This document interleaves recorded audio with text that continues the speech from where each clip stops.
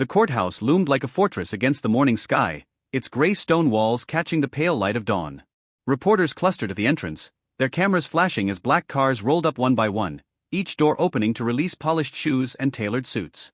Among them, one vehicle stood out, a sleek black Rolls-Royce, its glossy surface reflecting the chaos outside.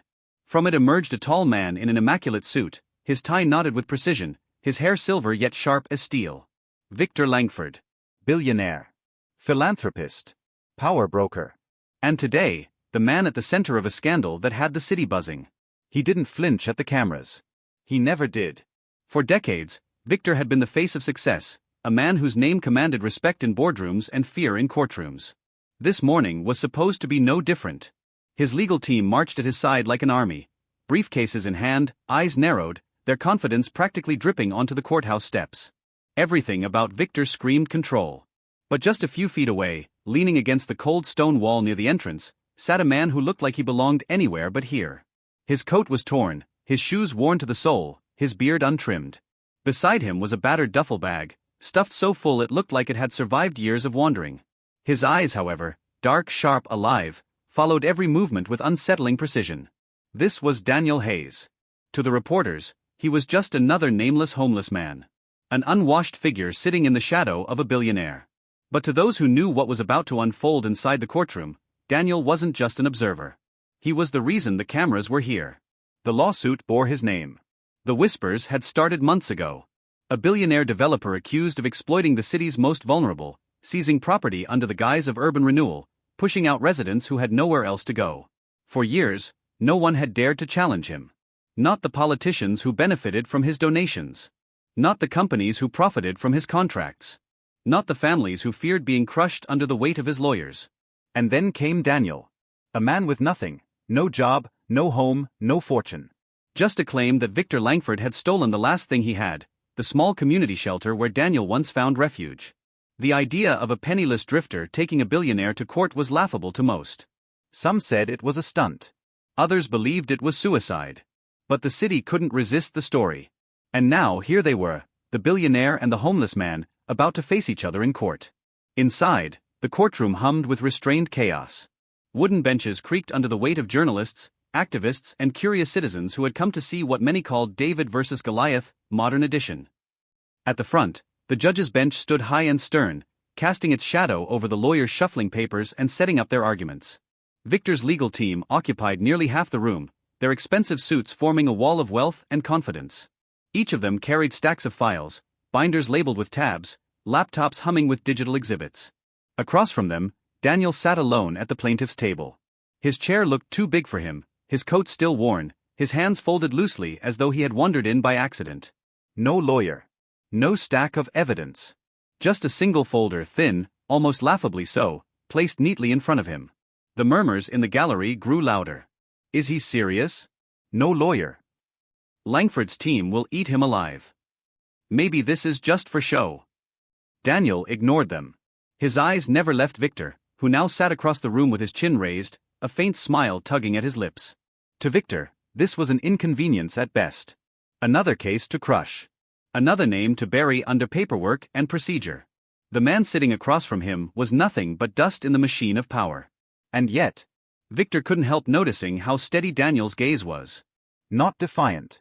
Not desperate. But calm. As though he knew something no one else did. When the judge entered, the room fell silent. She was a seasoned figure, her robe flowing as she took her seat. She glanced over the case file before her, eyes narrowing at the unusual sight before her. A billionaire with a team of lawyers on one side, and a homeless man representing himself on the other. Mr. Hayes, she said, her tone firm but not unkind. You are representing yourself today? Daniel stood slowly, his voice even and clear despite the tremor in the room. Yes, Your Honor. I believe I have everything I need right here. He rested a hand on the thin folder before him. Laughter rippled through the gallery, quickly hushed by the bailiff. Even Victor allowed himself a smirk. Everything you need? Against a fleet of attorneys? It was absurd. But Daniel didn't flinch. He didn't shrink. He simply sat back down, his posture upright, his gaze unwavering. As the proceedings began, Victor's lawyers struck first. Their arguments were polished, their evidence overwhelming. They presented contracts, deeds, financial statements, all pointing to one undeniable conclusion: Victor Langford had acted within the law. If properties were taken, it was through legitimate purchase. If shelters were closed, it was under city policy. There was no wrongdoing, no crime, no betrayal. Just business. The gallery nodded along. Some shook their heads at the futility of it all. Daniel didn't even have a laptop. He scribbled notes on scraps of paper, his pen moving slowly, thoughtfully. At one point, the judge glanced at him, as if silently wondering if he even understood the tidal wave crashing over him. When it was finally his turn to speak, Daniel stood again, his voice steady. "Your Honor," he began, "I may not have the kind of evidence you're used to seeing. I don't have millions of dollars, or lawyers to speak for me. But what I do have is the truth. And the truth is written in the lives of the people this man has taken everything from." Gasps echoed through the room. Victor shifted slightly in his chair, though his smile never fully disappeared. Daniel opened his folder, pulling out a single photograph, a faded picture of the shelter that once stood at the corner of 8th and Grand. "This," Daniel said, holding it up, "wasn't just a building. It was hope. It was where I found food when I hadn't eaten in days. Where mothers brought their children to escape the cold. Where men who had lost everything found a reason to keep trying. And it was taken, not by fate, not by misfortune, but by the man sitting across from me." The room stilled. For the first time, Victor's smile faltered. The silence after Daniel's words hung thick in the courtroom, so heavy that even the judge seemed reluctant to break it. The photograph he held trembled slightly in his hand, not from fear, but from the weight of memory. It was a simple image, a brick building with peeling paint and a rusted sign that read, "St. Mary's Shelter." Yet in that moment, it felt like a weapon sharper than any document Victor's attorneys had paraded across their glossy screens. Victor's lead attorney, a man named Charles Denton, finally cleared his throat. He was a master litigator, known for dismantling witnesses with surgical precision. Adjusting his glasses, he rose from his seat with the slow confidence of a man who had never once lost to someone so beneath him. "Your Honor," Denton began, his voice smooth as silk, "while we all respect Mr. Hayes' sentiment, this court is not a place for nostalgia or emotion. It is a place for facts. And the facts are simple. My client legally acquired the property in question. The closure of the so-called shelter was unfortunate, but entirely within his rights as the owner. Mr. Hayes' photograph, however touching, is irrelevant. He has no deed, no contract, no proof of ownership. Only stories." He turned to Daniel, his lips curling into the faintest of smirks. "And stories, Mr. Hayes, cannot win a lawsuit." Laughter rippled again through the gallery, less mocking this time and more uneasy. Everyone expected Denton to crush him. Everyone had seen this before, the polished lawyer against the amateur, the wealthy against the poor. Yet, Daniel didn't shrink. He didn't argue. He simply laid the photograph flat on the table, folding his hands over it as though it were sacred. The judge leaned forward. "Mr. Hayes, do you wish to respond?" Daniel stood. His voice was quiet at first, forcing the room to lean in. "Counsel is right about one thing. I don't have ownership papers. I don't have a deed. I never owned that building. But what I do have is something you can't file away in a cabinet or buy with a signature." He paused, letting the silence thicken again. Then, with measured words, he continued. "I have the testimony of those who lived within those walls. People whose lives were saved when they had nowhere else to turn. And unlike contracts written in ink, their truth cannot be erased." He turned toward the gallery, scanning the benches crowded with spectators. From the back row, a woman in a faded green sweater stood hesitantly, as if waiting for permission. Daniel nodded to her. "This is Maria Lopez. She raised 2 children in that shelter when her husband abandoned her. Without it, she and her daughters would have been sleeping on the street. She is living proof of what Victor Langford destroyed." The judge hesitated. "Mr. Hayes, this is highly irregular. Do you have these testimonies documented?" "Yes, Your Honor," Daniel said, reaching into his thin folder. He withdrew a stack of handwritten pages, each one signed. Over 50 people, all willing to speak, all willing to swear under oath. "These aren't stories, counselor. These are lives." For the first time, Victor's attorneys faltered. Denton adjusted his tie, shuffling through his papers as though suddenly realizing that his mountain of contracts might not be enough to smother this fire. Victor, seated with his arms crossed, narrowed his eyes. His smirk was gone now, replaced with a subtle tension in his jaw. "Your Honor," Denton tried again, "we cannot allow this trial to devolve into a theater of personal grievances. These testimonies may be heartfelt, but they have no legal weight against documented contracts and official records." The judge considered this carefully. Perhaps. But they may provide context to intent, which this court cannot ignore. It was the first crack in the billionaire's armor. Small, almost invisible, but a crack nonetheless. During the recess, the courthouse buzzed like a hive. Reporters swarmed Maria as she stepped outside, microphones flashing in her face. What did the shelter mean to you? Do you think Daniel can actually win? Is Langford guilty of exploiting the homeless? Victor's team kept him shielded, pushing through the chaos with clipped efficiency. Inside the Rolls-Royce, Victor fumed silently as Denton reassured him. It's nothing, sir. Emotional theatrics. We'll crush this with cold law. By tomorrow, the court will forget all about these sob stories. But Victor wasn't listening. He was staring out the tinted glass, his gaze locked on Daniel, still sitting on the courthouse steps, coat ragged, eyes steady, as though the noise and flashing lights around him didn't exist. Something about that man unsettled him. He had seen defiance before. He had seen desperation. But calm? From a man with nothing? That was new. That was dangerous. Back inside, the trial resumed. This time, Daniel brought forward more than testimony. He opened his folder again and pulled out something no one expected, a crumpled newspaper clipping from 5 years earlier. This, Daniel said, holding it up, is from when Victor Langford announced his redevelopment project for the West Side District. In it, he promised the city that no resident would be displaced, and all community shelters would be preserved or improved. His words. Not mine. Gasps filled the room as Daniel placed the clipping on the evidence table. He broke that promise. Not only to me, but to every soul who depended on that shelter. And if promises from billionaires mean nothing, then what kind of justice do we have left? Victor's face hardened. Denton scrambled, muttering objections, claiming the article was hearsay, irrelevant, out of context. But the judge leaned back, studying Daniel with something resembling respect. Mr. Hayes, she said slowly, do you intend to argue this case on the grounds of contractual breach, or moral failure? Daniel's reply was simple, but it cut through the room like glass. Both, Your Honor. Because when a man of power manipulates the law to destroy the powerless, then both the law and morality have been broken. And I intend to prove that. The courtroom was electric now. What had started as a hopeless fight, a homeless man against a billionaire, was shifting. Reporters scribbled furiously. Cameras outside the doors sent updates racing across the city. People began whispering that maybe, just maybe, the impossible could happen. Victor clenched his fists beneath the table. He had spent his life buying silence, bending systems, controlling narratives. Yet here, in a single morning, a man with nothing had turned the city's gaze upon him. He could feel it, the tide beginning to turn. And then, as if to make matters worse, Daniel leaned forward, his calm voice steady and sure. Your Honor, he said, I request to subpoena internal communications from Langford Development regarding the acquisition of the West Side Shelter. If there is nothing to hide, then his company should have no objection. The courtroom erupted. Denton leapt to his feet, firing objections faster than the stenographer could record.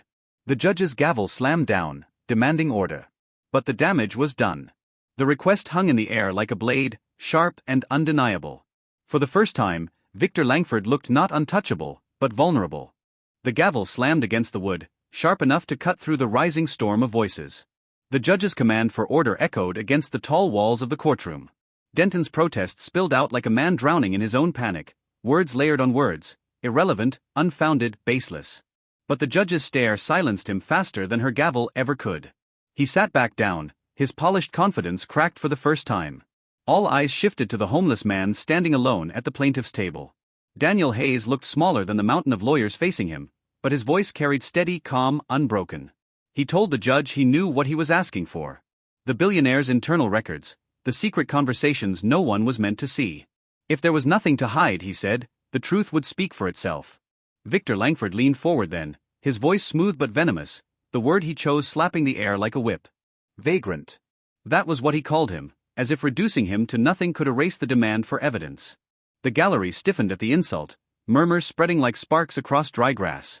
Daniel didn't flinch. He simply said that if being called a vagrant was the price of truth, he'd wear it like armor.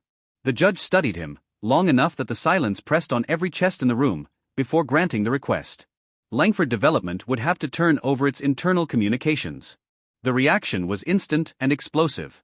Reporters rushed for the doors. Spectators leaned toward one another with wide eyes. Activists whispered prayers of victory. And at the defense table, Victor Langford's jaw locked tight, his knuckles whitening against the polished oak as though he could crush the moment back into silence. For the first time, the billionaire had been forced to bend. That night, the city throbbed with the story. Television anchors replayed the moment again and again, the homeless man requesting company documents like he'd been preparing his whole life for that single line. Headlines screamed about David versus Goliath, about the crack in a billionaire's armor. Outside the courthouse, people held signs, their voices rising with a faith that hadn't existed in years. 10 days later, the documents arrived. Boxes of them, delivered under seal. When the bailiff set the heavy stack before him, Daniel looked almost fragile, his shoulders slumping beneath the weight of paper taller than his folder had ever been. Denton leaned back in his chair with a grin, whispering to Victor that the man would drown in details, smothered by the very flood he had asked for. But when Daniel began to turn the pages, his eyes sharpened. He moved with a strange precision, as if each sheet of paper was a stepping stone across a river he already knew by heart. Minutes passed. The courtroom waited. And then he stopped. His hand rose, holding a single page high. His voice was clear, carrying to every corner of the room. It was a memo, dated months before the shelter had been torn down. The project manager had written that the relocation plan was scrapped, too costly, better to clear the property outright. And attached, a reply from Victor himself: proceed as planned. We'll deal with PR fallout later.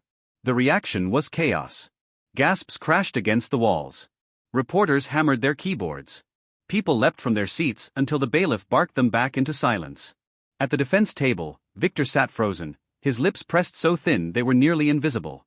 The words on that paper were his, preserved like fingerprints on glass. The judge demanded order, her gavel striking again and again. Denton scrambled for objections, stammering about context, about chain of custody, about anything at all. But even his voice had lost its sheen. The evidence was real, and the courtroom knew it. That night, high above the city in a glass-walled office, Victor raged. Papers scattered across his desk as his lawyers stood helpless in the corner. He demanded to know how Daniel had found the memo, how he had known where to look in the mountain of records. Denton's answer was quiet, almost apologetic. Perhaps Daniel wasn't alone. Perhaps someone inside had helped him. Perhaps the empire itself had sprung a leak. The thought unsettled Victor more than the lawsuit. He had spent his life building walls so high no one could see over them, paying loyalties so deep no one dared betray him. Yet here he was, being struck from the inside. The next morning, Daniel rose again, pulling another paper from the stack. This one was colder, emptier. A spreadsheet projecting profit from redevelopment.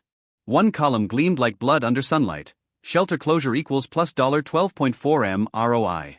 He laid it before the judge with a steady hand, then turned toward Victor, his voice quiet but sharper than any knife. The shelter had never been about revitalization. It had been a number, a profit line, nothing more. The gallery roared. The judge ordered silence. Cameras outside the doors sent the words racing through every screen in the city.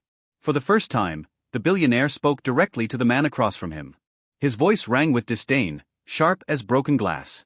Daniel didn't understand business, he said. Without men like him, the city would rot.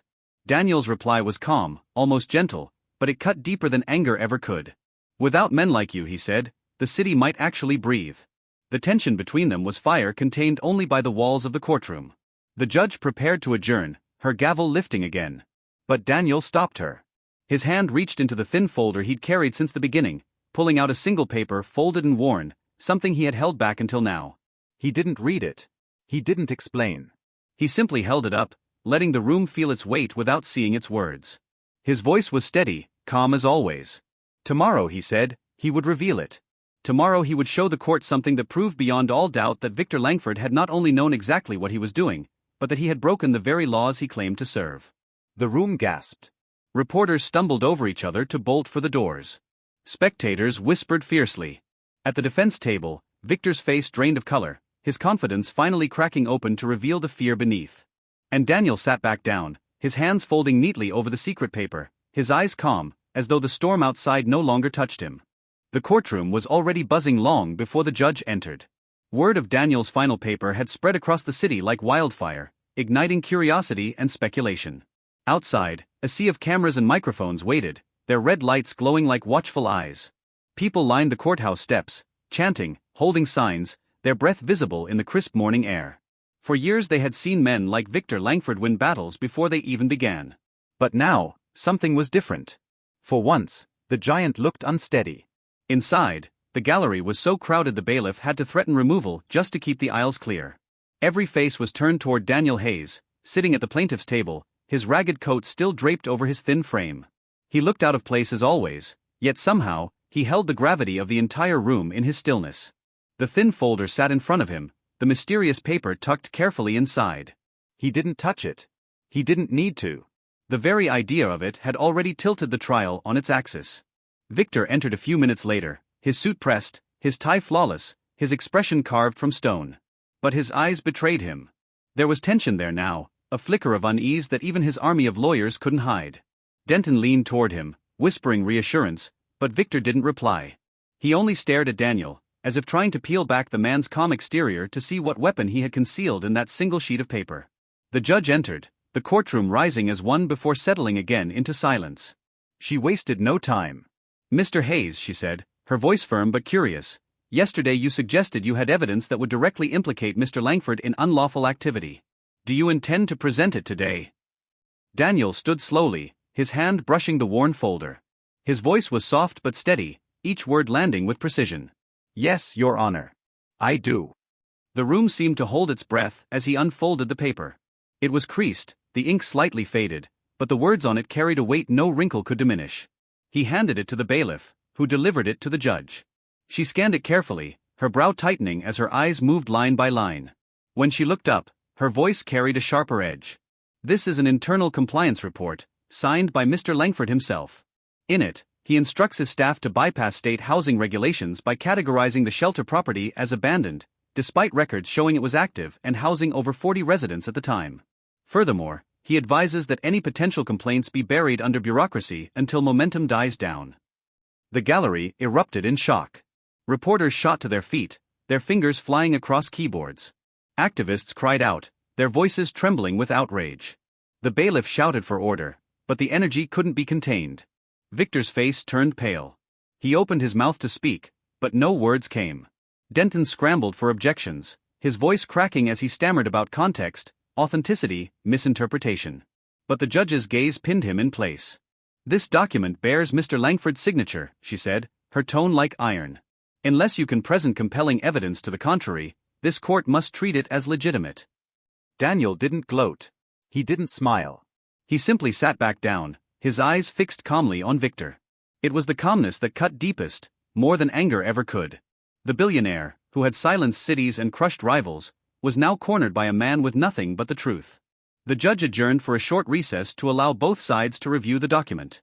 The moment she left, the courtroom dissolved into chaos. Reporters swarmed the hallways. Cameras flashed so brightly the corridors looked like they were on fire.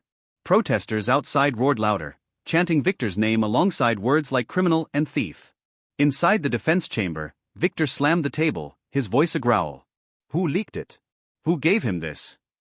His lawyers exchanged nervous glances, no one daring to answer. Denton finally spoke, his voice trembling. "It must have come from inside. No one outside the company could have accessed compliance reports that detailed." Victor's glare swept over them all, a silent promise of retribution. "Find out who. And end this." Meanwhile, Daniel sat quietly in the cafeteria, sipping black coffee from a paper cup. He seemed untouched by the storm, his posture calm, his eyes distant. Maria approached him, her voice trembling. "Do you think this will be enough? Do you think he'll finally face justice?" Daniel looked at her, and for the first time, his composure cracked just slightly. His eyes softened. "Enough for him? I don't know. Men like Langford build walls too thick to topple in one blow. But enough for the truth to be seen? Yes. People can't unhear what they've heard. They can't unsee what's written in his own hand." When court resumed, the judge's face was grave. She addressed the room with deliberate care. "This court takes the allegations presented today with utmost seriousness. Mr. Langford, you are hereby ordered to submit to a forensic audit of your company's acquisitions related to the West Side redevelopment project. Until the conclusion of this trial, any further property seizures are to be halted immediately." It was as though the ground itself had shifted. A billionaire's empire, frozen by a judge's order. The gallery erupted in cheers and gasps. Outside, the chants grew louder, spilling into the streets. Victor stood slowly, his expression dark with rage. He stared at Daniel, his voice low, barely audible, but heavy with menace. "You think you've won something here? You don't know what it means to fight me. You've just declared war." Daniel met his eyes without blinking. "Then I guess I'm finally fighting the right battle." The bailiff called for silence, but it was useless. The courtroom was electric, alive, every person inside aware that history was unfolding before them. The billionaire was no longer untouchable. The homeless man was no longer invisible. And yet, beneath the roar of voices and the crash of cameras, a darker current rippled. Victor's whispered threat was not just words. He had the resources, the reach, the ruthlessness to turn this battle beyond the courtroom. Daniel knew it. He could see it in Victor's eyes, the glint of a man cornered, a man who would strike back with everything he had. As the judge's gavel struck to adjourn for the day, the air seemed to vibrate with anticipation. The next session would not just decide the fate of a lawsuit. It would decide whether a billionaire's empire could finally be brought to its knees by the voice of a man who had once been forgotten on the streets. But as Daniel stepped outside into the sea of flashing cameras and shouting reporters, a black car lingered at the curb. Its tinted windows rolled down just an inch, enough for a pair of cold eyes to watch him disappear into the crowd. Victor Langford was not done. Not by far. The courthouse steps had never felt so alive. Crowds swarmed the plaza, reporters shouting over one another, microphones thrust forward like weapons. Camera flashes lit up the gray sky as Daniel Hayes emerged, his coat ragged, his posture steady. He didn't wave, didn't smile. He simply walked, his thin folder tucked beneath his arm, while the crowd surged around him like a tide. To the cameras, he looked like a symbol. The homeless man who dared to stand against a billionaire. The underdog who had shaken the walls of power with nothing but words. But to Victor Langford, watching from the tinted window of his black car across the street, Daniel looked like a target. Inside the vehicle, silence pressed heavy against the leather seats. Victor's jaw was clenched so tightly the vein in his temple pulsed. His driver glanced at him nervously in the rearview mirror, but Victor's gaze never wavered from the figure moving through the crowd. "Find out everything about him," Victor said at last, his voice low, sharp. Where he came from. Who he knows. Who's helping him. "I want his life stripped bare. No more surprises." The order was met with a curt nod. Within hours, Victor's machinery began to turn, private investigators, data miners, even old political contacts. For decades, his power had rested not just on money, but on the secrets he collected, the strings he pulled. And now, those strings would tighten around Daniel Hayes. Meanwhile, Daniel slipped through the crowd, eventually ducking into a narrow side street. Away from the chaos, he finally breathed. The city noise dulled into a hum as he walked toward a small diner tucked between two boarded-up storefronts. The place was old, nearly forgotten, but it was quiet. He took a seat at the corner booth, ordered nothing but a black coffee, and opened his folder. The paper he had revealed in court earlier still lay on top, the compliance report that bore Victor's damning signature. Beneath it were letters, testimonies, and notes he had scrawled late at night in shelters and libraries. To anyone else, it was a mess. To Daniel, it was a map, a story of greed and betrayal stitched together one line at a time. Maria arrived a few minutes later, sliding into the booth across from him. She looked exhausted, her eyes shadowed by sleepless nights. "They're saying the city might finally open an inquiry. People are talking, Daniel. They believe you." Daniel sipped his coffee, his eyes distant. Belief is a start. But belief doesn't scare men like Langford. Proof does. Proof that can't be ignored. Maria lowered her voice. "You think he'll just let this happen? He's not like the others you've gone up against. He has the money, the power." Daniel's lips curved into the faintest trace of a smile. "He also has fear. And fear makes men sloppy." As if on cue, the bell above the diner door jingled. Two men in dark suits walked in, scanning the room before taking seats at the counter. They ordered nothing. Their eyes flickered toward Daniel's booth more than once. Maria stiffened, her hand tightening around her cup. "They're watching you," she whispered. "They've been watching me for a while," Daniel replied softly. He closed the folder, sliding it into his duffel bag. But eyes can't change the truth. Only actions can. Outside, the black car rolled past again, slower this time, its tinted glass hiding the face inside. Back in his penthouse, Victor paced like a caged animal. His attorneys assured him they would find ways to discredit the document, to muddy the waters, but he barely listened. He knew the court of public opinion was already tilting. Stockholders were calling. Politicians were distancing themselves. One crack in his armor had become a fissure. "Destroy him," Victor muttered. "If the law won't bury him, then his past will. By midnight, Daniel's life was being dissected piece by piece. Records of shelters he'd stayed in. Arrest logs from protests he had joined. Old jobs, lost and forgotten. His debts, his failures, his mistakes, every shadow combed and collected. But Victor's investigators came back with something unexpected. No birth records. No family traces. Nothing before 15 years ago. It was as if Daniel Hayes had simply appeared one day, a man with no history. Victor's eyes narrowed at the report. No one comes from nowhere. Find out who he really is. The next morning, the courthouse was a fortress. Police barriers lined the steps, but they couldn't hold back the tide of people. The trial had become more than a case. It was a spectacle, a battleground for the city's soul. Inside, Victor arrived flanked by his attorneys, his jaw set, his eyes cold. Daniel entered moments later, calm as ever, his duffel bag slung over his shoulder. The contrast was stark, wealth wrapped in silk versus poverty wrapped in wool. Yet it was the latter who carried the weight of expectation. The judge wasted little time. The audit had been ordered, and preliminary results had already begun to surface. Misfiled permits, concealed transactions, irregular payments. The walls were closing in, faster than even Victor had anticipated. Denton rose, his voice sharper than ever. He accused Daniel of manipulation, of fraud, of fabricating evidence. He painted him as a dangerous agitator, a man with no credibility, no roots, no identity. But Daniel rose slowly, waiting for silence before he spoke. His voice was low, but it reached every corner of the room. He calls me a man with no past. Maybe that's true. Maybe I don't have the kind of history that fits neatly into files and records. But I know my truth. And my truth is this: Victor Langford lied. He lied to the city, to the courts, and to every person who trusted him. And the proof is in his own handwriting. The gallery stirred. The reporters' pens scratched furiously. Victor's glare was ice, but beneath it, a shadow of something else flickered: recognition. He had seen eyes like Daniel's before years ago, across boardroom tables and hostile negotiations. They weren't the eyes of a drifter. They were the eyes of someone who knew exactly where the weak points were. The judge called for a short recess, and the courtroom spilled into chaos. Outside, the chants grew louder, the city's heartbeat echoing through every corridor.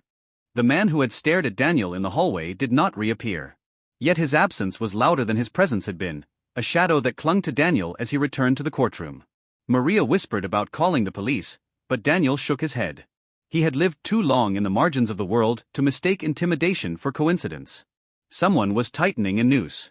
Victor Langford sat at the defense table, his face composed but his eyes restless. He pretended to review documents while stealing glances at Daniel, as though trying to solve a riddle that should not exist. To him, men like Daniel had always been predictable, broken, desperate, easy to silence. Yet here was one who not only refused silence, but who wielded calmness like a weapon. It unsettled him more than the documents themselves. The judge called the court back to order. The forensic auditors presented their preliminary findings. Permits forged, payments concealed, a paper trail leading not to redevelopment but to profit schemes buried in shell corporations. It wasn't the full picture yet, but it was enough to tilt the balance further. The gallery buzzed as if each revelation was a stone dropped into water, ripples spreading through the city. Victor leaned toward Denton, his whisper audible only to his attorney. "Delay them. Drag this out. Time kills momentum." But Denton's eyes betrayed worry. The longer this runs, the more they'll find. We need to strike back now. When court adjourned for the day, Victor's entourage swept him into the waiting Rolls-Royce. The doors closed, and the mask slipped. His voice was venomous. "Destroy him. I don't care how. If the law can't bury him, then we bury him another way." By that night, whispers began to circulate. News stories questioning Daniel's credibility appeared almost instantly, subtle at first, then louder. Words like fraud, agitator, radical. Anchors asked how a man with no history could possibly be trusted. Commentators suggested he might be working for rival developers, or worse, that he was a puppet of political operatives looking to damage Langford. Maria rushed to Daniel the next morning with newspapers in her hands, fear written across her face. "They're coming for you. Look at this. They're saying you staged the testimonies, that you forged the documents. They're calling you a con man." Daniel studied the headlines without a flicker of panic. Let them. Truth has a way of surviving lies. But Maria saw the exhaustion in his eyes, the weight pressing against him. She lowered her voice. "Do you have something they don't know? something that can finish this before they ruin you. Daniel hesitated. It was the first time Maria had seen uncertainty pass across his face. He closed the folder slowly, his hand resting on it as if it were a living thing. I have something, he murmured, but using it will cost me more than it costs him. The question burned in Maria's throat, but she didn't ask. Instead, she followed him back into the courthouse, where the crowd was larger than ever. Protesters filled the steps. Reporters jostled for position. Inside, the atmosphere crackled with anticipation. Everyone knew the battle was reaching its heart. The auditors revealed more. Emails hidden under code names. Payments routed through dummy accounts.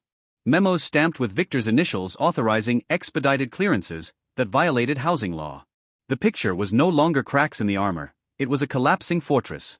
Victor finally snapped. Rising from his chair, his voice thundered across the room. This is a circus. You think a few emails prove anything? This is business, this is progress, this is how the world works. His words rang with arrogance, but also desperation. The gallery reacted with gasps and murmurs. Even the judge's stern gaze didn't silence the sense that something had shifted. Victor wasn't untouchable anymore. He was a man exposed, his anger betraying his fear. Daniel rose quietly, waiting until the room stilled. His voice was low, yet it carried. He says this is how the world works. That may be true for him. But for the people who lost everything, it wasn't business. It was their lives. And if this is how the world works, then the world needs to change. The words landed like stones, simple yet heavy. Even the stenographer paused for a heartbeat before her fingers resumed their clatter. Court adjourned once more, but outside, the city boiled. Crowds surged against the barriers, chanting Daniel's name. Reporters followed every step. Victor's car pushed through a storm of boos and shouts, the once admired billionaire now a villain in his own empire. That night, Daniel walked the streets alone, his coat pulled tight against the cold. He avoided the crowded shelters, choosing instead the solitude of a quiet alley where the hum of neon lights painted the pavement. He sat on the curb, folder in his lap, staring at the final paper he had not yet revealed. It was more dangerous than the compliance report, more damning than the profit spreadsheet. It was, in fact, the reason he had taken this fight in the first place. His fingers brushed the ink, his mind heavy with memories he had buried long ago. He thought of the faces in the shelter, the children laughing in the halls, the warmth of a place that had asked for nothing but given everything. He thought of how easily it had been erased, how men like Victor reduced it to a figure on a chart.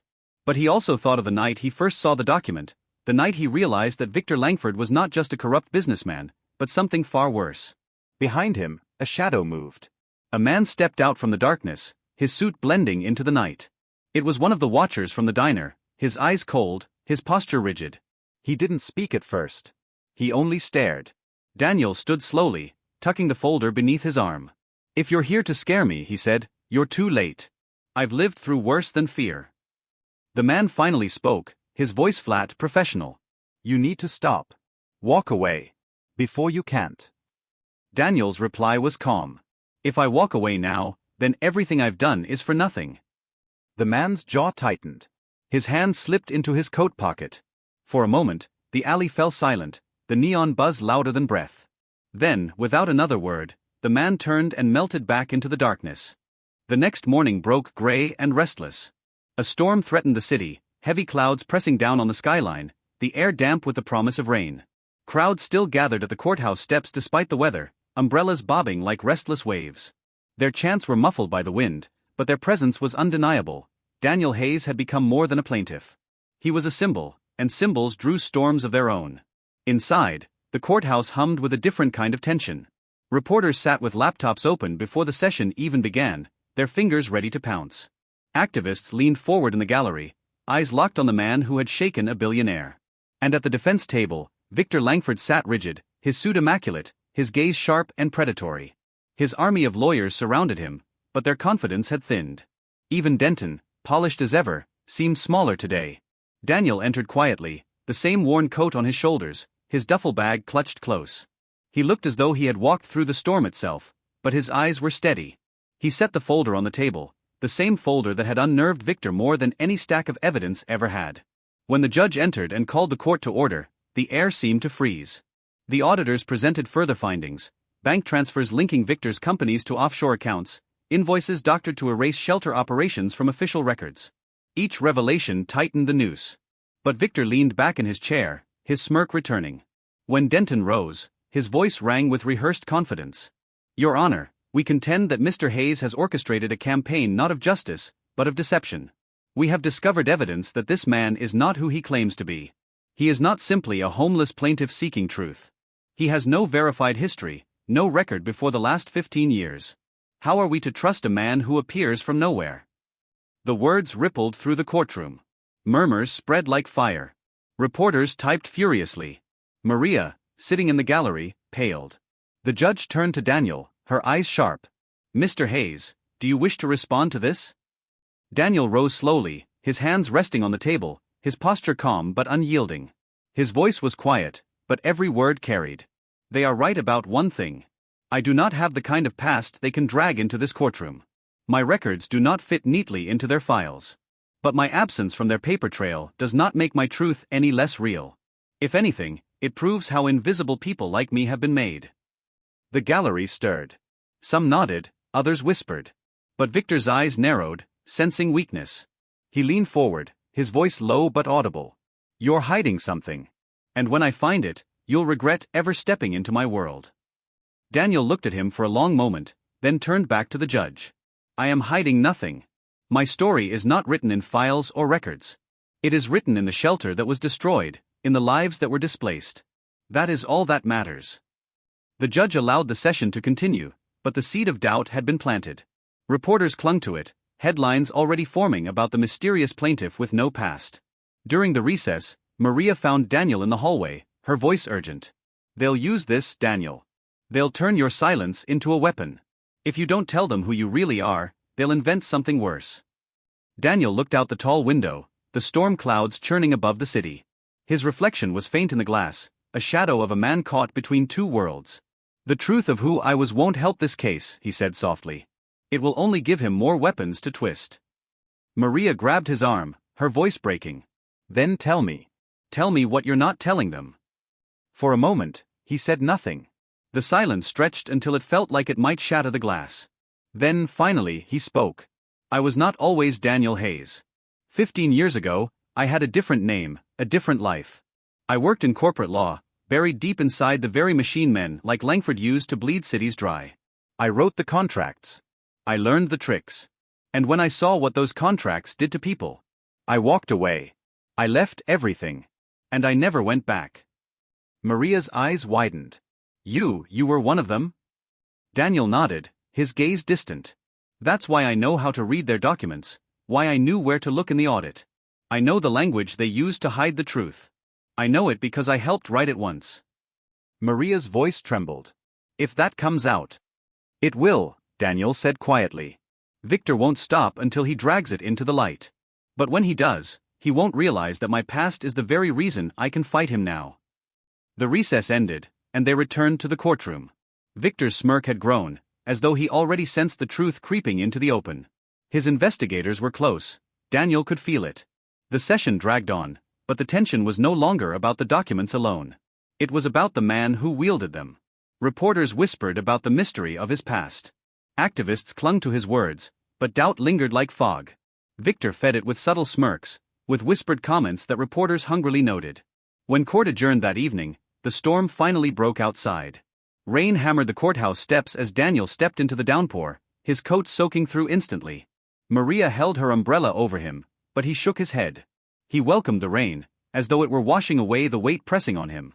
Across the street, Victor watched from his car, his face illuminated by the glow of a phone screen. A message had just arrived from his investigator. We found him. Real name attached. Full history on your desk tomorrow. Victor's lips curved into a thin smile. For the first time in days, he felt control returning. The mystery was ending, and soon, the city would see not a hero, but a fraud. As Daniel walked into the storm, unaware of the message that had just sealed the next chapter of the battle, a dark certainty settled over the city. The truth about his past was coming, and it would change everything. The storm did not end with the night. Rain pounded the city through the early hours, washing the streets in silver and shadow. In Victor Langford's penthouse, the glass walls trembled faintly under the force of the wind, but inside, the air was warm, glowing with the sterile light of chandeliers. On the desk before him lay a thick dossier, fresh from his investigators. He flipped through it slowly, savoring each page like a predator circling prey. Photographs clipped to reports, old identification records, employment files. At the top, bold letters, Daniel Hayes, alias. His real name was printed just below, a name Victor repeated aloud with a curl of satisfaction. The man who dared to humiliate him in court wasn't some saint of the streets. He had been one of them. A corporate lawyer. A cog in the machine he now claimed to despise. Victor leaned back, sipping dark whiskey. Tomorrow, he murmured, the world will see him for the liar he is. The next morning, the city woke to headlines that spread like fire. Homeless plaintiff's secret past revealed. Daniel Hayes not who he claims to be. News anchors delivered the story with sharp grins, their voices dripping with suspicion. They spoke of his hidden past in law, of cases he had worked on that favored corporations, of contracts that had displaced families. They painted him as a hypocrite, a man hiding behind a false name to cover the sins of his former life. Clips of Victor's lawyers played on loop, their words rehearsed and poisonous. Mr. Hayes has deceived this court. He is no champion of the poor, but an opportunist seeking revenge for his own failures. By the time Daniel arrived at the courthouse, the crowd was different. Protesters still held signs of support, but now they were mixed with others. Fraud. Liar. Hypocrite. The chants were no longer unified. They clashed, collided, uncertainty spreading like rot through the movement that had carried him so far. Maria pushed through the crowd to reach him, her umbrella nearly torn from her hand by the wind. Her face was pale. It's everywhere, Daniel. They know. Daniel adjusted the strap of his duffel bag, his eyes calm but tired. I told you this would happen. They're turning people against you, Maria pleaded. If you don't fight back, they'll believe him. Daniel's reply was quiet. The truth isn't about who I was. It's about what he's done. Inside the courtroom, Victor was alive with arrogance again. He sat taller, his smirk returning, his eyes gleaming with satisfaction. Denton laid the dossier neatly on the defense table, tapping it as if it were the final nail in Daniel's coffin. When proceedings began, Denton wasted no time. He rose, his voice booming. Your Honor, before this farce continues, the court must know the true identity of the plaintiff. The man calling himself Daniel Hayes is, in fact, a disgraced former corporate lawyer who once worked to draft the very contracts he now condemns. He abandoned his profession, vanished from records, and re-emerged under a false name. This deception undermines everything he has claimed in this courtroom. Gasps rippled through the gallery. Reporters typed furiously. Cameras flashed. Maria's hands trembled in her lap. Victor leaned forward, eyes locked on Daniel, savoring the silence that followed. The judge turned to him. Mr. Hayes, is this true? Daniel rose slowly. The entire room seemed to hold its breath. He didn't deny it. He didn't flinch. He simply nodded. It is true. 15 years ago, I was a corporate lawyer. I worked on contracts that favored developers. I was part of the system. And one day, I saw what those contracts did. I saw families destroyed, shelters erased, people left on the street because of the words I had written. And I couldn't do it anymore. I left. I gave up the name, the salary, the house. I walked away. Because I realized I had become the very thing I despised. His words rolled through the courtroom like thunder. The gallery was divided. Some looked betrayed, others stunned, but a few, just a few, nodded in quiet understanding. Victor seized the moment, his voice sharp. You see? He is no savior. He is a coward running from his own sins. He wants revenge, not justice. He wants to cleanse himself by dragging me down with him. Daniel's reply was quiet but fierce. You're right, Victor. I am guilty. Guilty of writing contracts that harmed people. Guilty of believing money was everything. Guilty of turning my back on the faces I should have fought for. But unlike you, I couldn't live with it. I left it behind. You doubled down. You built your empire on those lies and never looked back. The difference between us isn't that I made mistakes. It's that I stopped making them. The gallery shifted again, murmurs rolling like waves. The judge banged her gavel for silence, but the moment was alive, raw, impossible to contain. Victor's smirk faltered. He hadn't expected Daniel to own the truth so openly, to transform what was meant to destroy him into a weapon of its own. For the first time, doubt flickered in his eyes. The judge allowed the session to continue, but the mood had changed. The dossier, meant to bury Daniel, had instead exposed the billionaire's cruelty in sharper relief. Here was a man who admitted his past, who wore his guilt like armor, against a man who denied everything even when caught in his own words. When court adjourned, The storm outside had broken into chaos. Protesters clashed, some shouting Daniel's name in support, others calling him a fraud. Cameras swarmed as he emerged, Maria at his side. A bottle flew from the crowd, shattering near his feet. Police pushed people back, but the fury was real, the division deep. Maria clutched his arm. How much more of this can you take? Daniel's eyes were tired, but they burned with a quiet fire. As much as it takes. Until the truth is louder than the noise. Across the street, Victor watched from his car, a phone pressed to his ear. His voice was calm, almost casual. It wasn't enough. He twisted it back on me. I want something bigger.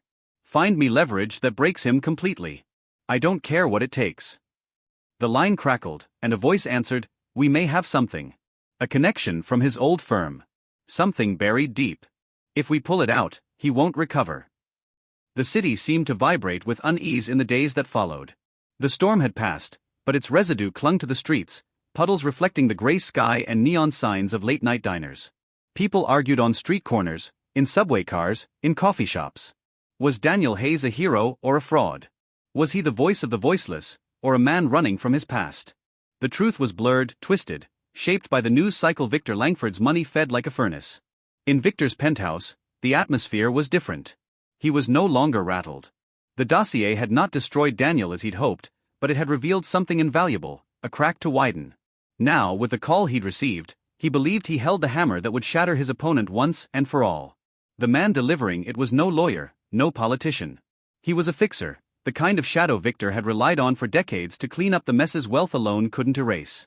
He arrived late at night, rain dripping from his coat, carrying a slim briefcase. He set it on the polished glass desk, clicked it open, and turned it toward Victor. Inside lay a set of documents. Old files, stamped with the logo of Daniel's former law firm. Among them, a contract Daniel himself had drafted nearly 20 years ago, back when he still wore another name. It wasn't just any contract.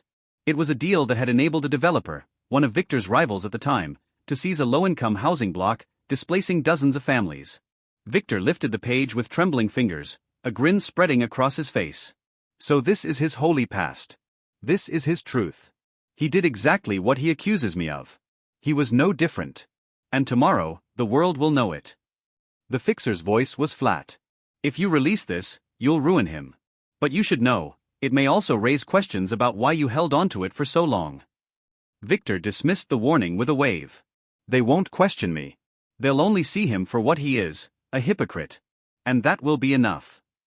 The next morning, Daniel sat in the courthouse cafeteria with Maria, the worn folder on the table between them.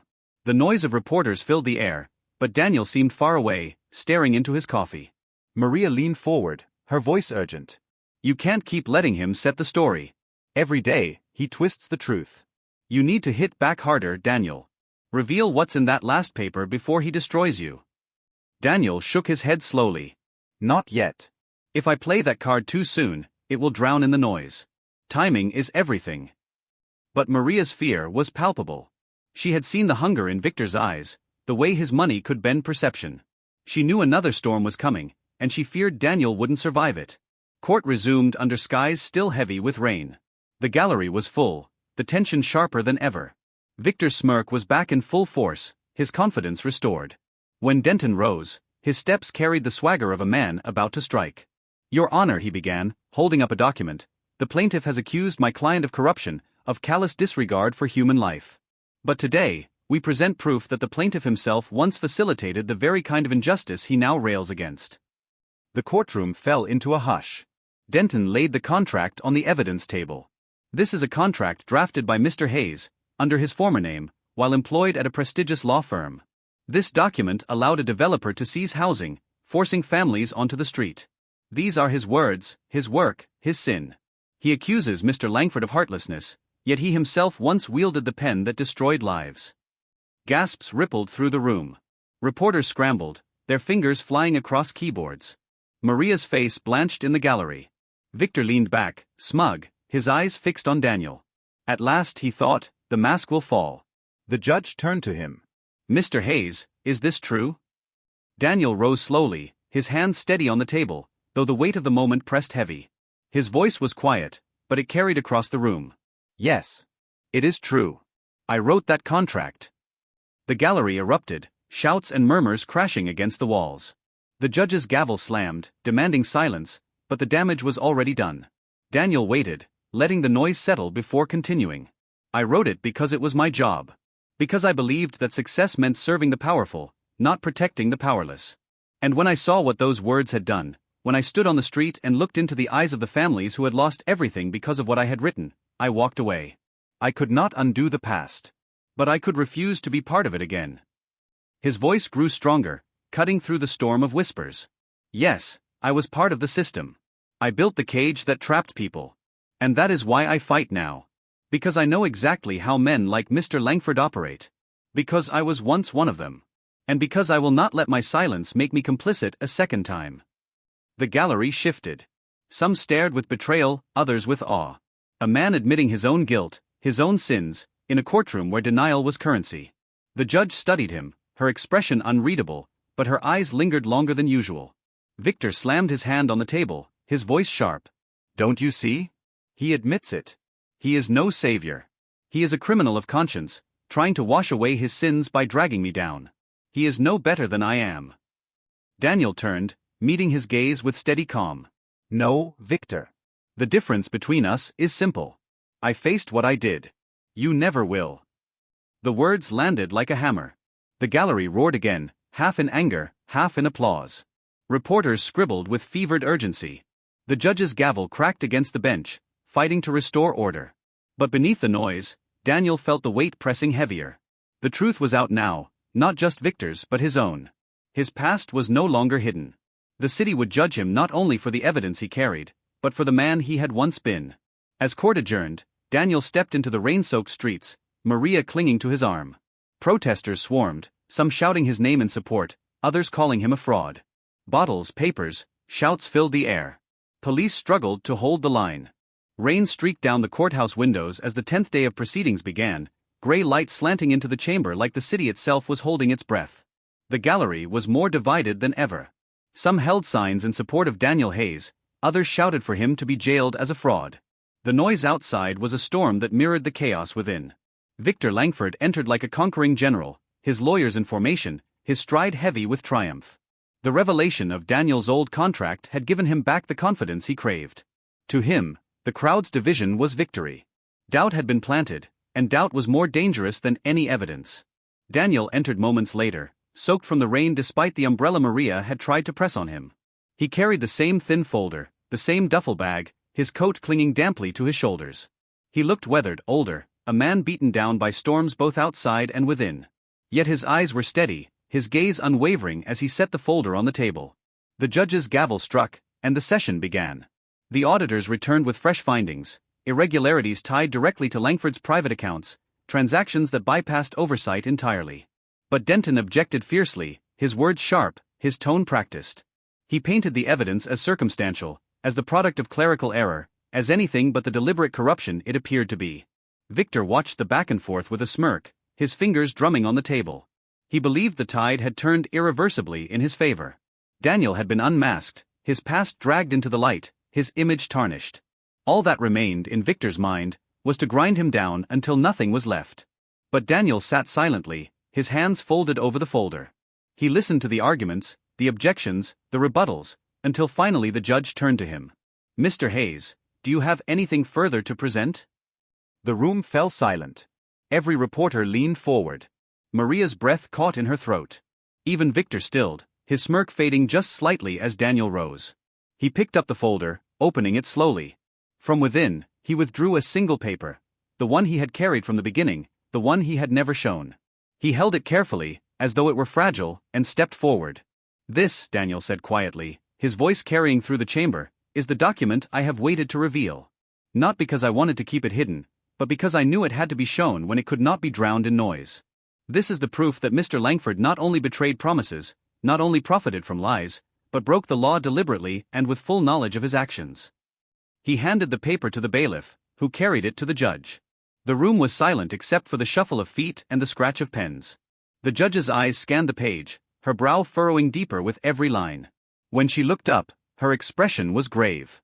This is an internal memorandum from Langford Development, signed by Mr. Langford, instructing his staff to falsify occupancy records of the West Side shelter in order to qualify the building as abandoned property. The memo explicitly states, "Ensure reports reflect zero current residents. Remove any conflicting documentation from the file before submission." The gallery erupted in chaos. Shouts, gasps, cries filled the air. Reporters scrambled to transmit the words across the city. Activists cheered, their voices shaking with vindication. The bailiff struggled to contain the uproar, the judge's gavel striking again and again. Victor's face drained of color. For the first time in the trial, his composure cracked visibly. He leaned toward Denton, his voice a frantic whisper, but Denton's face was ashen. There was no objection that could erase those words. They were his, written in his own hand, undeniable. Daniel stood quietly, his posture steady as the storm raged around him. He didn't raise his voice, didn't gloat. He simply let the truth speak for itself. The judge's voice cut through the noise, sharp and heavy. "Mr. Langford, this evidence is damning. You will answer to this court for falsification of records, fraud, and the deliberate displacement of residents in violation of housing law. I am ordering a full criminal investigation into Langford Development and its executives." The gallery exploded again, louder than before. Some wept openly. Others cheered. Cameras flashed, capturing the moment history seemed to pivot. Victor rose to his feet, his face twisted with rage. "This is not justice. This is a witch hunt. You think a piece of paper can undo me? I built this city. Without me, it collapses." Daniel turned to face him, his voice calm but unyielding. "You didn't build this city, Victor. You bought it. And you treated its people as if they were numbers to be erased. But people aren't numbers. They don't vanish when you cross them out. They fight. They endure. And sometimes they win." The words landed with a force that silenced even Victor.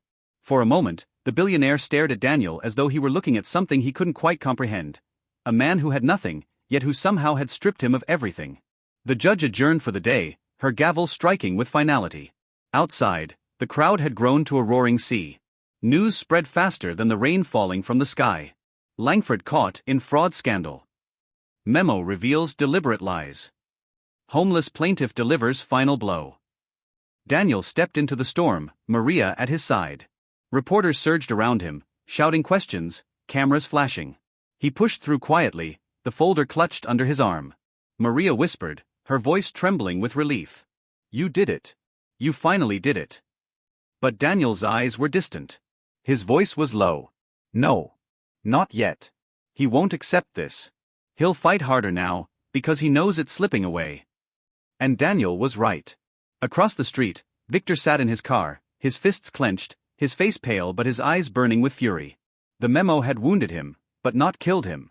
He leaned toward his driver, his voice a hiss. "Get me everyone. Every connection. Every favor I've ever bought. If the court wants war, I'll give them one. If Hayes wants to fight, I'll crush him outside those walls." The car pulled away into the rain, its taillights glowing like embers in the dark. Back on the courthouse steps, Daniel felt the storm pressing harder, not outside but within. He had revealed the final paper, the weapon he had guarded for so long. The truth was out. But truth alone was not victory. He could feel it. The fight was about to spill beyond the courtroom, into a battlefield far darker, where evidence and justice mattered less than power and survival. The storm outside the courthouse had passed, but inside the city, a darker one was building. The revelation of the falsified memo had sent shockwaves across every news outlet. Langford Development stock plummeted, partners scrambled to distance themselves, and politicians who had once praised Victor Langford now tripped over their own words trying to condemn him. For the first time in decades, the man who owned half the skyline was vulnerable. Yet Daniel Hayes felt no triumph. He walked the streets quietly that night, Maria at his side, the folder clutched against his chest. The air was damp and cold, the neon light smearing the wet pavement in streaks of red and blue. Everywhere he turned, people whispered his name. Some nodded with respect, others spat the word fraud like poison. He was both hero and villain, saint and hypocrite, and the line between the two blurred with every headline. Maria tried to reassure him, but Daniel's silence was heavy. He knew Victor better than most understood. Men like Langford did not crumble when exposed. They fought harder, darker. And they had more weapons than evidence and truth. In a penthouse high above the city, Victor sat at a long table, whiskey in hand, surrounded not by lawyers but by men whose faces rarely appeared in daylight. Businessmen, enforcers, fixers, each one owed him favors, Each one had debts he had once erased. Their voices were low, their plans darker. "Destroying him in court hasn't worked," one of them said. "If you want this to end, it has to happen outside those walls." Victor nodded slowly, his eyes burning with rage. "Then make it happen. I don't care how. Find him. Break him. Silence him." The order was given. The machinery of power shifted into something uglier, something primal. The next morning, Daniel left the shelter where he had slept, his bag slung over his shoulder, only to feel the weight of eyes on him again. The same watcher, the man with the camera, leaned against a lamppost across the street. Their gazes met for a heartbeat before the man disappeared into the crowd. Maria clutched Daniel's arm. "He's following you. He's always there." Daniel's voice was calm. "That means Victor is desperate." Court resumed, but the tone had changed. Denton fought like a man drowning, his objections sharp, his voice cracking under pressure. The auditor's findings piled higher, the judge's patience grew thinner. And every time Daniel rose to speak, the gallery leaned forward, as if drawn by something they couldn't resist. Yet outside the courthouse, chaos brewed. Protesters clashed violently now, police struggling to keep order. Some shouted Daniel's name in worship, others burned it on cardboard signs. The city was split in two, and the divide widened with every newscast. One evening, as Daniel and Maria walked the rain-slick streets toward the diner, a car slowed beside them. Its window rolled down, and a voice hissed from the shadows, "Walk away, Hayes. While you still can." The car sped off, splashing water across their legs. Maria's face drained of color. Daniel only pulled her closer, his steps steady. "They won't scare me," he murmured. "Fear is their last weapon." But deep inside, he knew this was only the beginning. That night, as he sat alone in the diner's corner booth, a man slid into the seat opposite him. It wasn't Maria. It wasn't a reporter. It was the watcher, the man in the dark suit. His presence was calm, deliberate, his eyes steady as he set a folded paper on the table. Daniel looked at him without surprise. "You've been following me for weeks. What do you want?" The man's voice was low. "I'm not here for Langford." "Not anymore. I was sent to watch you, to break you if needed. But you've made enemies bigger than him. If you keep going, you'll expose things far darker than one corrupt billionaire." Daniel's fingers brushed the edge of the paper. "Then why give me this?" "Because even shadows have limits," the man said. "And Langford has crossed mine."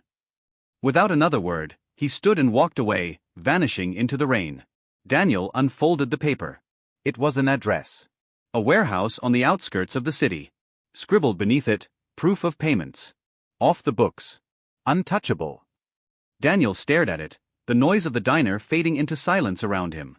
This was it, the missing piece, the evidence that could bury Victor completely. But it was also a trap, he knew. Men like Langford didn't leave trails by mistake. The next morning, Maria begged him not to go. "It's bait, Daniel. You know it is. He'll have people waiting for you." Daniel placed a hand on her shoulder, his eyes tired but certain. "If it's real, it ends him. If it's not, then at least I'll know. Either way, the truth is worth the risk."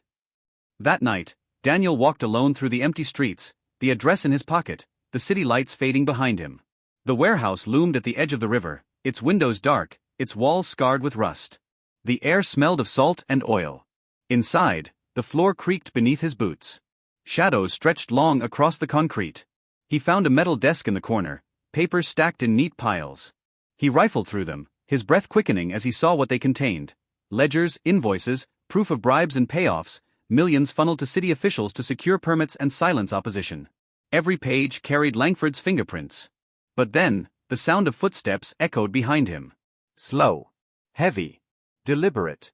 Daniel turned, the papers clutched in his hand.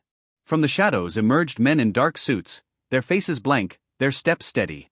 At their center stood Victor Langford himself, his silhouette sharp against the dim light. "I knew you couldn't resist," Victor said, his voice dripping with satisfaction. "You think you're clever, Hayes. But you've only walked into your grave."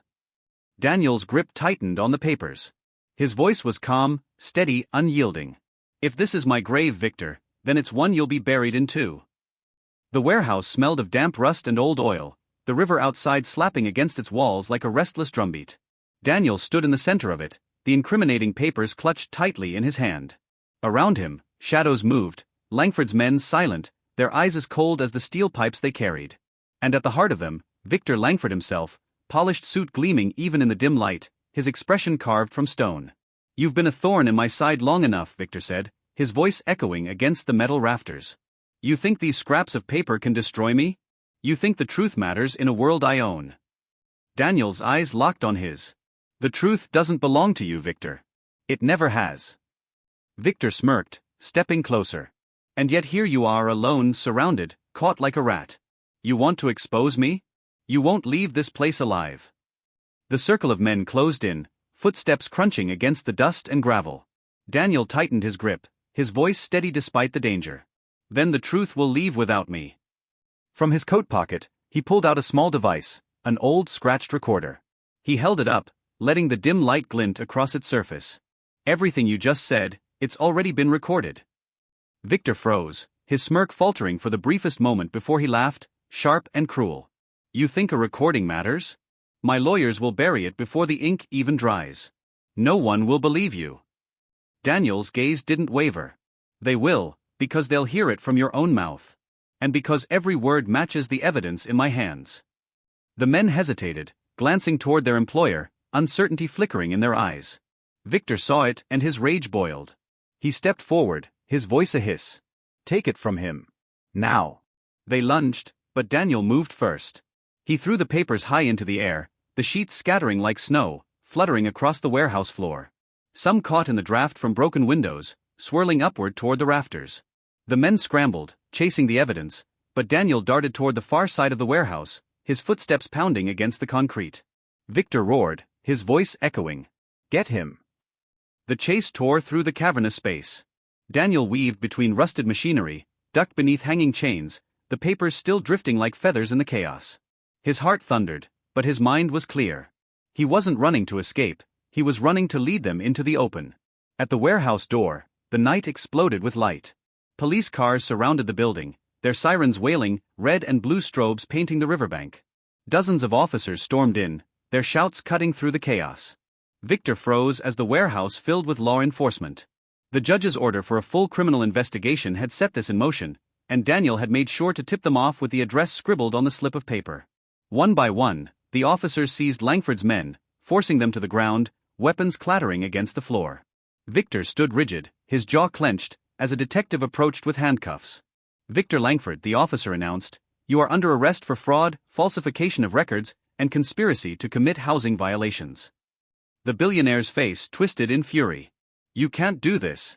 Do you know who I am? I own this city." But the detective's voice was calm, almost pitying. "Not anymore." The cuffs clicked shut, cold steel against Victor's wrists. Cameras flashed outside as news crews captured the moment, the empire builder dragged into the night in chains. Daniel stood at the warehouse doors, rain streaming down his face, the papers clutched tightly once more. Maria appeared from the crowd of officers, her eyes wide with relief.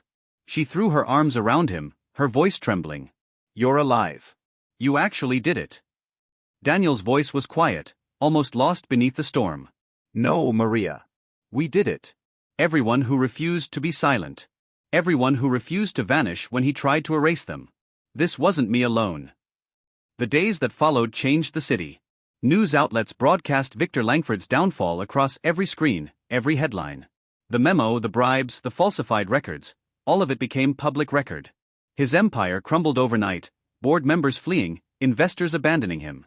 And through it all, one image remained etched in the city's memory: the billionaire led away in handcuffs, while the man he had tried to erase stood in the rain, unbroken. But Daniel never claimed victory. When reporters swarmed him, begging for interviews, he spoke little. "This was never about me," he told them. "It was about the people he took everything from. The shelter that was lost. The families who had no place to go. If there's justice, it will be in rebuilding what was destroyed, not in tearing down one man." Maria stood beside him through it all, her children clinging to her hands, their eyes brighter than they had been in years. The city began to rally, donations pouring in to restore the shelter, volunteers offering time and labor. For the first time, hope felt tangible, not abstract. Still, not everyone forgave Daniel. Some called him a hypocrite, a man who had once written the very contracts he fought against. Others accused him of using the trial for redemption. But Daniel accepted the criticism quietly, carrying it as he carried everything else. One evening, weeks later, he returned to the courthouse steps where it had all begun. The building loomed above him, its stone walls catching the last glow of sunset. He sat on the same cold step where he had once waited, unnoticed, invisible. Only now, people recognized him. Some nodded in respect as they passed. A few even stopped to thank him. Maria joined him, handing him a coffee in a paper cup. You could have walked away, you know. You could have hidden from all of it.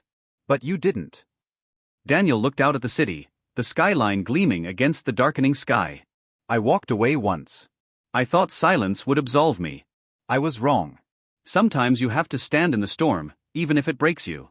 Because silence is just another way of letting men like Victor win. Maria's eyes softened. So what now? Daniel sipped the coffee, his gaze still fixed on the skyline. Now? We rebuild. We make sure no one else can be erased the way we were. And when the next Victor comes, and there will always be another, we'll be ready. The city lights flickered to life, glowing like embers against the night. The courthouse stood silent, its doors closed, its shadows long.